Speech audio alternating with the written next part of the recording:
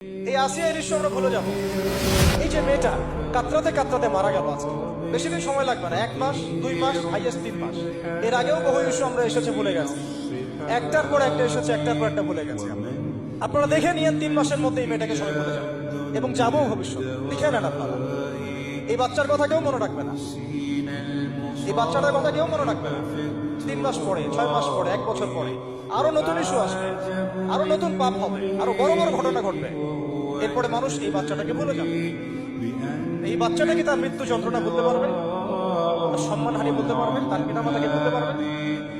এখন প্রশ্ন হচ্ছে, তার পিতাকেও যদি আমরা জিজ্ঞাসা করি, ইসলামে রেপের শাস্তি হচ্ছে মৃত্যুদণ্ড, আর ব্যভিচারের শাস্তি হচ্ছে অর্ধেক কোমর পর্যন্ত পুঁতে পাথর নিক্ষেপ করে হত্যা করা। এবং বিবাহিত ব্যক্তি হলে এই শাস্তি, অবিবাহিত হলে 100 বেত্রাঘাত, 1 বছরের নির্বাসন এবং সমাজ থেকে বয়কট করা। আর ধর্ষণ হলে সরাসরি মৃত্যুদণ্ড। 3 মাস সময় লাগার কথা না, 3 দিনের মধ্যেই করা সম্ভব।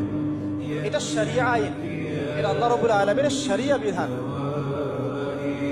এখন তারাও কি এটাতে রাজি হবে? যারা শোক প্রকাশ করছেন তারা কি এই বিধানটা কার্যকর করতে রাজি হবে?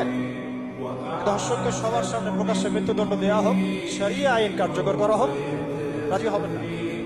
কারণ আপনারা বলবেন এটা করতে গেলে বাংলাদেশ নাকি মৌলবাদী রাষ্ট্র হয়ে যাবে। তো সমস্যার গোড়ায় আপনারা যেতে চান না, ডালপালা নিয়ে নাড়াচাড়া করেন।